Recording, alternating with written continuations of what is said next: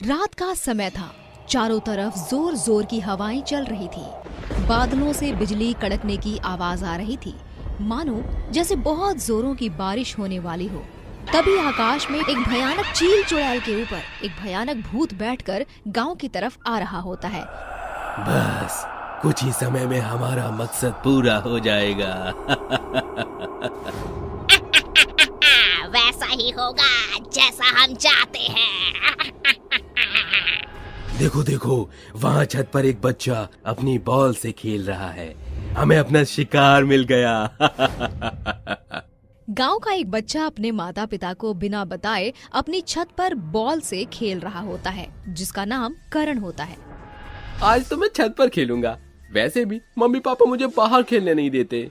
तभी चील चुड़ैल और भूत करण के सामने आकर खड़े हो जाते हैं, जिन्हें देखकर करण की सिट्टी पिट्टी गुल हो जाती है और वो बहुत डर जाता है। भूत, चुड़ैल, हे भगवान, ये तो चील चुड़ैल और भूत है। ये तो मुझे खा जाएंगे, ये मुझे नहीं छोड़ेंगे। बच्चा नीचे जाने के लिए चिड़ियों की तरफ भागता है, लेकिन इतने में चील चुड़ैल उसे दबोच लेती है। कहाँ जा रहा है हमसे बचकर? तू कहीं नहीं जा सकता। चुड़ैल मुझे छोड़ दो, जाने दो। मैंने तुम्हारा क्या बिगाड़ा है? तुम हम बच्चों को क्यों मारती हो? पता चल जाएगा, तुम्हें बहुत जल्दी पता चल जाएगा। चील चुड़ैल करण को मार देती है, जिसके बाद वो उसके शरीर से उसकी आत्मा खींच लेती है और उसकी आत्मा को कैद करके अपने साथ कब्रिस्तान के अंदर ले जाती है।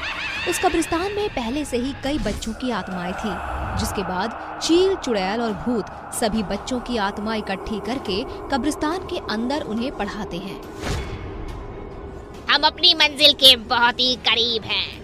बस एक बच्चे को और मार के उसे भी कब्रिस्तान में लाकर पढ़ाना शुरू करें तो हमारी मंजिल हमें मिल जाएगी और हम आजाद हो जाएंगे। सही कहा तुमने, हम अपनी मंजिल के बिल्कुल पास हैं। अगले दिन करण की माँ सावित्री करण को यहाँ वहाँ ढूंढती है, जिसके बाद सावित्री को उसकी छत पर उसका मरा हुआ बेटा दिखाई देता है, जिसे देखकर वो फूट फूट कर रोने लगती है। हाय राम, ये मेरे बच्चे का इतना बुरा हाल किसने किया? किसने मेरे बच्चे को मार दिया? सावित्री को रोता हुआ देखकर गांव के सभी लोग उसकी छत पर इकट्ठा हो जाते हैं। तभी एक काकी कहती है, मुझे तो ये काम चील चुड़ैल और भूत का लग रहा है, क्योंकि गांव से बच्चे गायब वही कर रहे हैं। हाय राम, अरे काकी, मेरे बच्चे ने उस चील चुड़ैल और भूत का क्या बिगाड़ा था जो वो मेरे बच्चे को मार कर चले गए? बेटा, बिगाड़ा तो किसी भी बच्चे ने नहीं है। वो चील चुड़ैल और भूत गांव के सभी बच्चों को मारते जा रहे हैं। तभी एक और औरत रोते हुए कहती है, बहन, मेरी भी बिटिया को उस चील चुड़ैल और भूत ने मार दिया। मुझे भी उनसे बदला लेना है। वो दोनों गांव के सभी बच्चों को मार चुके हैं। अब बस एक ही बच्चा बचा है। हम सबको इसका ध्यान रखना होगा। उस रात सभी बारी बारी से उस बच्चे का ध्यान रखते हैं। रात के 3 बज जाते हैं और तभी सब लोग सो जाते हैं और चील चुड़ैल हवा में उड़ते हुए भूत को अपने ऊपर बिठाकर गांव में ले आती है, जिसके बाद मौका देखकर उस बच्चे को दबोच कर ले जाती है और मार देती है। जिसके बाद वो बच्चे की आत्मा उसके शरीर से निकाल लेती है और उसे अपने साथ कब्रिस्तान ले जाती है, जहाँ पहले से ही और बच्चों की आत्मा मौजूद होती है। आखिरकार हमने गांव के सभी बच्चों को मार ही दिया। चलो अब इन बच्चों को मिलकर पढ़ाते हैं। चील चुड़ैल और भूत दोनों मिलकर मरे हुए बच्चों की आत्माओं को कब्रिस्तान में पढ़ाना शुरू कर देते हैं, जिसके बाद गांव के सभी लोग तांत्रिक बाबा को लेकर कब्रिस्तान पहुंच जाते हैं। ये सब देखकर तांत्रिक बाबा चील चुड़ैल और भूत से पूछता है, तुम दोनों ने इस बच्चे को क्यों मारा है? इन्हें मारने के पीछे तुम्हारा क्या मकसद है? जल्दी से मुझे बताओ, नहीं तो मैं तुम्हारा बहुत बुरा हाल कर दूंगा। मेरा कुछ नहीं बिगाड़ सकता। मैं कितनी शक्तिशाली हूँ तो इसका अंदाजा भी नहीं लगा सकता। अगर अपनी जान प्यारी है तो यहाँ से निकल जा, नहीं तो तेरा वो हाल करूंगा जो तूने कभी सपने में भी नहीं सोचा होगा। तांत्रिक बाबा को बहुत गुस्सा आता है, जिसके बाद वो दोनों पर भभूति फेंक देते हैं, जिससे वो दोनों बहुत ही कमजोर पड़ जाते हैं। रुक जाओ, ऐसा मत करो, हम तुम्हें सारा सच बताते हैं। ये कुछ समय पहले की बात है। हम दोनों एक दूसरे से बहुत प्यार करते थे और एक स्कूल में टीचर थे। हमारे स्कूल में हमारा एक कंपटीशन था जिसमें हम दोनों टीचरों ने पार्टिसिपेट किया था। एक दिन हम दोनों अपने परिवार से छुपकर जंगल में मिलने गए थे। उस दिन हम दोनों अपने डांस की प्रैक्टिस कर रहे थे, लेकिन जहां हम डांस की प्रैक्टिस कर रहे थे उसके नीचे एक गुफा थी जिसमें एक ऋषि मुनि कई सालों से तपस्या कर रहे थे। अचानक ही गुफा का ऊपरी सिरा टूट गया और हम दोनों गुफा के अंदर गिर गए, जिसके बाद उन ऋषि मुनि की तपस्या भंग हो गई और उन्होंने हमें श्राप दे दिया। वो श्राप क्या था? हम दोनों ऋषि मुनि के आगे बहुत खिड़खिड़ाए। हमने उनको अपनी परेशानियां बताई, लेकिन वो नहीं माने क्योंकि वो हमें श्राप दे चुके थे। उन्होंने मुझे इंसान से भूत बना दिया और मंजू को एक भयानक चुड़ैल बना दिया। उन्होंने कहा था कि जब तक हम गांव के सभी बच्चों को मारकर उन्हें पढ़ाएंगे नहीं, तब तक हमें इस श्राप से मुक्ति नहीं मिलेगी। हम बस मुक्ति पाना चाहते हैं, इसलिए हम गांव के सभी बच्चों को मारकर यहाँ कब्रिस्तान में पड़ा रहे थे। तुम दोनों चिंता मत करो, मैं तुम दोनों को मुक्ति दिलाने में तुम्हारी मदद करूंगा। तांत्रिक बाबा थोड़ी देर तपस्या करके ऋषि मुनि को वहाँ बुला लेते हैं, जिसके बाद ऋषि मुनि उन्हें अपने श्राप से आजाद कर देता है और वो वापस से इंसान बन जाते हैं। वहीं दूसरी तरफ गांव के सभी मृत बच्चे जिंदा हो जाते हैं। तभी रजत और मंजू सबसे कहते हैं, हम दोनों ने जो भी किया हमें उसका बहुत पश्चाताप है। हमसे बहुत बड़ी भूल हो गई थी जिसका भुगतान हम कर चुके हैं। हम ये गांव छोड़कर हमेशा हमेशा के लिए जा रहे हैं और फिर कभी इस गांव में वापस लौट कर नहीं आएंगे। भूत और चुड़ैल की स्टडी। रात का समय था, चारों तरफ जोर जोर की हवाएं चल रही थी। बादलों से बिजली कड़कने की आवाज आ रही थी। अजय अपने 3 दोस्तों के साथ अपनी कार में बैठकर सारापुर जा रहा था। रात का समय था, चारों ओर जंगल था। तभी अजय एक छोटे से ढाबे पर अपनी कार रोकता है। अरे साथियों, काफी समय से हम सफर किए जा रहे हैं, चलो इस ढाबे पर थोड़ा खाना खाते हैं। हाँ यार अजय, बहुत भूख लगी है, चलो हम यहाँ खाना खाते हैं फिर जाते हैं। अजय अपने दोस्तों के साथ उस ढाबे के अंदर चला जाता है। वहाँ केवल एक महिला थी और उसके सिवा कोई नहीं था। अरे बहन जी, आपके ढाबे पर कुछ खाने को मिलेगा? हाँ भाई साहब, मिलेगा ना। अरे बहन जी, आपके सिवा तो इस ढाबे पर कोई नहीं दिख रहा। आप इतने घने जंगल में यहाँ अकेली रहती हो? नहीं नहीं, मेरे पति रहते हैं मेरे साथ, वो अभी घर गए हैं, थोड़े समय में आ जाएंगे। अरे बहन जी, आपके ढाबे में जो होगा खाने के लिए आप वो जल्दी से ले आओ, हमें बहुत जोरों की भूख लगी है। आप सब वहाँ टेबल पर बैठ जाइए, मैं अभी आपके लिए खाना ले आती हूँ। अजय अपने सभी दोस्तों के साथ एक टेबल पर बैठ जाता है। थोड़े समय बाद वही महिला उन लोगों के पास आती है। अरे भाई साहब, मटन का डिब्बा ऊपर रखा है, आप में से कोई मेरी सहायता कीजिए ना उस डिब्बे को निकालने की। अरे यश, जरा बहन जी की मदद कर दो। यश वो ढाबे वाली महिला के साथ रसोई रूम में जाता है, पर वहाँ कुछ नहीं था। ये देखकर यश हैरान हो जाता है। अरे बहन जी, यहाँ तो कुछ भी नहीं है, फिर आप हमें खाना कैसे देंगी? खाना तो मैं जरूर दूंगी, पर तुझे नहीं, तेरे दोस्तों को, वो भी तेरा मटन काट कर। तभी वो महिला एक भयानक चुड़ैल के अवतार में आ जाती है, जिसे देखकर यश की पैंट गीली हो जाती है। अरे बाप रे, ये तो चुड़ैल है। अरे भागो भागो रे, यहाँ से भागो। यश जैसे ही भागने लगता है तभी वो चुड़ैल यश को वहीं मार देती है और उसके मटन को काट कर उसे पकाकर किसी महिला का रूप लेकर अजय और उसके दोस्तों के पास ले जाती है। अजय और उसके दोस्त गर्मा गर्म खाना देखकर खाने लगते हैं। अरे बहन जी, यश कहाँ है? वो आप ही के साथ गया था ना? अरे भाई साहब, वो तो कब का वहाँ से निकलकर यहाँ आ गई थी। अच्छा, तुम सब खाना खाओ, मैं तुम्हारे लिए पानी लेकर आती हूँ। ये कहकर वो चुड़ैल वापस रसोई में चली जाती है। अरे गया होगा यश वॉशरूम में, चलो खाना खाते हैं। अरे यार, ये खाना कैसे अजीब लग रहा है, मैं थोड़ा नमक ले आता हूँ उस महिला से। महेश उठकर रसोई में जाता है। जब वो रसोई में देखता है तो उसकी आंखें फटी की फटी रह जाती हैं। अंदर वो चुड़ैल यश के शरीर से खून निकाल रही थी। अरे बाप रे बाप, ये तो चुड़ैल है और इसने यश को जान से मार दिया। मैं एक चुड़ैल हूँ और मैंने ही तेरे दोस्त को जान से मारा है। बाहर तेरे जो दोस्त मटन खा रहे हैं ना, वो तेरे इसी दोस्त का मटन है जो मैंने तुम्हें पका कर दिया है। अब मैं इसका और तेरा खून ले जाकर तेरे इन दोस्तों को पिला दूंगी। मैं तुम में से किसी को जिंदा नहीं छोड़ूंगी।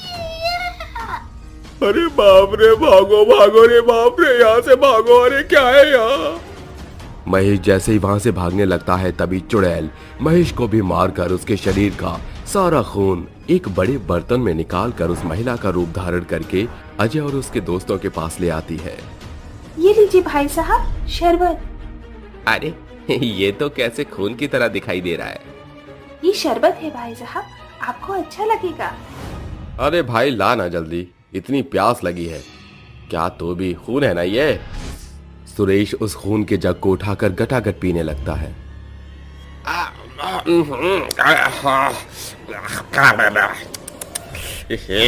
अरे क्या है ये? इसका टेस्ट कैसा अजीब सा लग रहा है। क्या पिला दिया बहन जी आपने ये तो आपके दोस्त महेश का खून है जिसे अभी आपने पिया है। क्या? महेश का खून? तभी वो चुड़ैल अपना असली चुड़ैल के अवतार में आ जाती है, जिसे देखकर अजय और सुरेश के होश उड़ जाते हैं। अरे अरे अरे अरे, ये क्या बन गई? अरे बाप रे, अरे बाप रे बाप, ये तो चुड़ैल है। मैं एक चुड़ैल ही हूँ और मैंने तुम्हारे दोनों दोस्तों को जान से मार दिया है। ये जो मटन और खून तुमने पिए और खाए हैं, ये तुम्हारे दोनों दोस्त का खून और मटन है जो मैंने तुम्हें खिला दिया। अब मैं तुम दोनों को भी मार कर, तुम्हें काट कर तुम्हारा मांस किसी और को खिला दूंगी।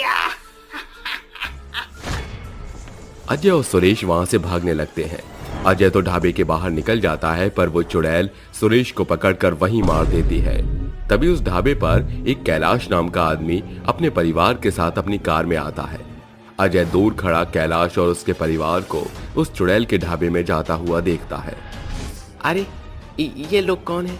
और इनके साथ तो बच्चे भी हैं। मुझे इन्हें रोकना होगा वरना ये चुड़ैल इन्हें भी अपना शिकार बना देगी। अजय दौड़ता हुआ कैलाश के पास जाने लगता है, पर कैलाश अपने परिवार के साथ उस ढाबे में चला जाता है। कैलाश जैसे ही अंदर जाता है, अंदर वो चुड़ैल वापस से महिला के रूप में आ जाती है। अरे बहन जी, आपके ढाबे में कुछ खाने को मिलेगा? हाँ भाई साहब, यहाँ आपको बहुत कुछ खाने को मिलेगा। आप यहाँ टेबल पर बैठ जाइए, मैं अभी आपके लिए खाना लाती हूँ। कैलाश अपने परिवार के साथ टेबल पर बैठ जाता है और चुड़ैल रसोई में चली जाती है। चलो, मैं इन्हें इस सुरेश को काट कर खिला देती हूँ। वैसे भी ये आखिरी शिकार बचा है मेरे पास। उसके बाद तो मैं ये पूरे परिवार वालों को मारकर खुद उनका खून पीऊंगी।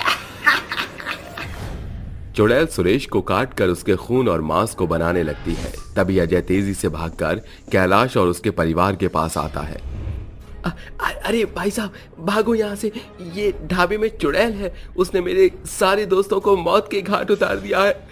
तुम्हारे छोटे छोटे बच्चे हैं, भागो यहाँ से। अरे आप कौन है भाई? जाइए यहाँ से। क्यों फालतू की बकवास करके हमें डरा रहे हो? मेरी बात का विश्वास कीजिए, आपकी जान खतरे में है। अजय उन लोगों को बहुत समझाने की कोशिश करता है, पर कैलाश और उसका परिवार उसकी एक नहीं सुनता।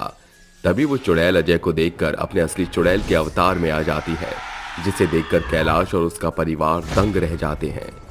अच्छा, तो तूने इन लोगों को मेरी सच्चाई बता दी? अरे बाप रे, भागो नीलम यहाँ से।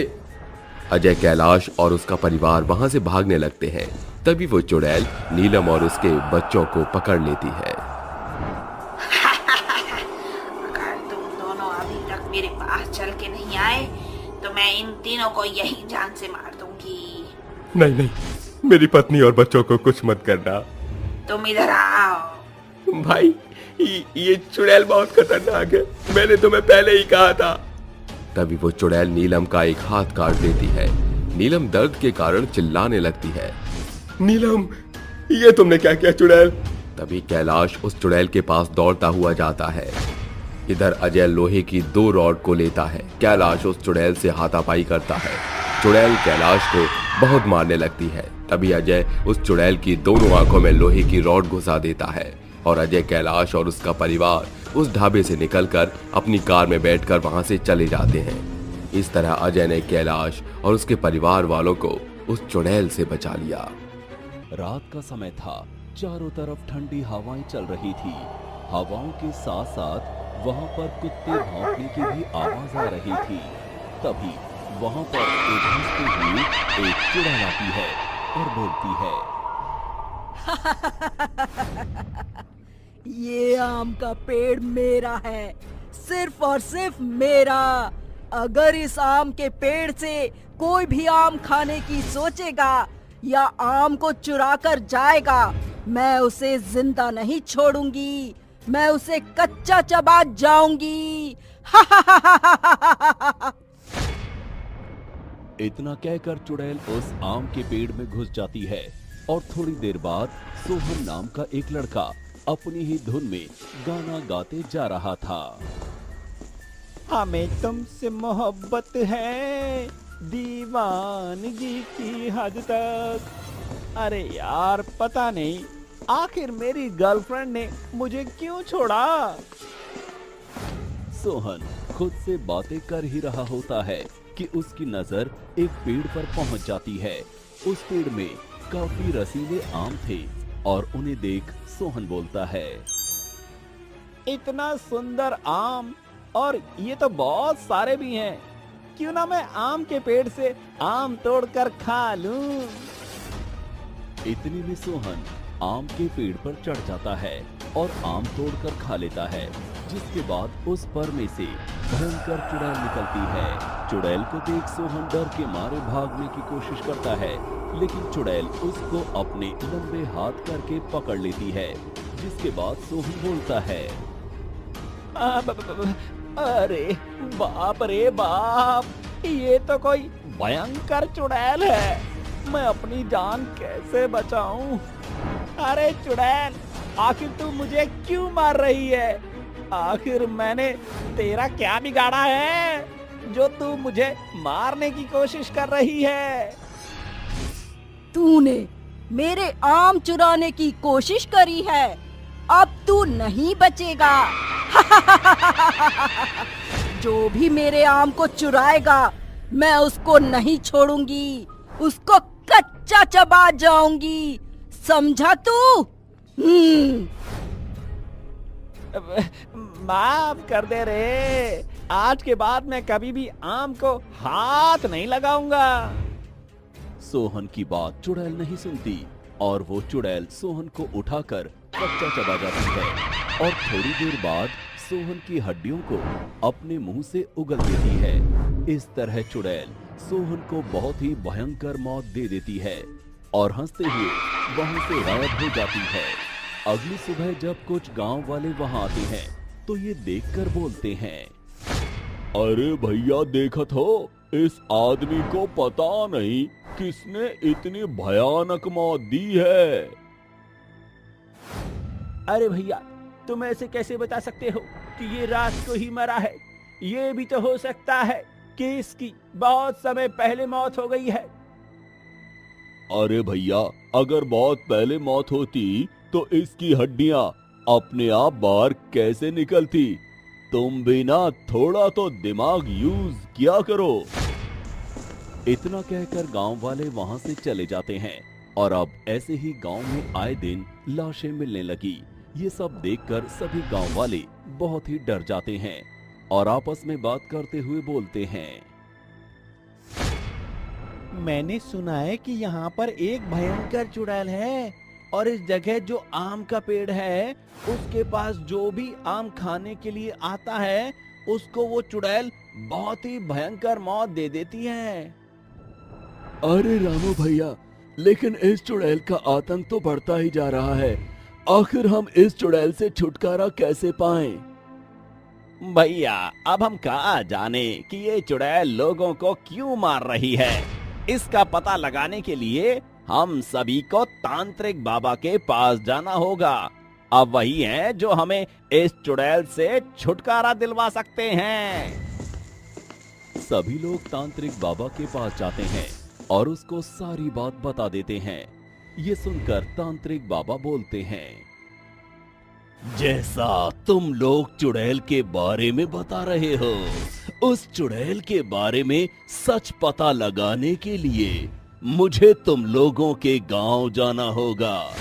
अब तो तुम्हारे गांव में उस पेड़ के पास जाकर ही सारा सच पता लगेगा। इतना कहकर तांत्रिक वहां जाता है और मंत्र पढ़ने लगता है। ओम क्रीम क्रीम चामुंडाय बाट भाट भट स्वाहा।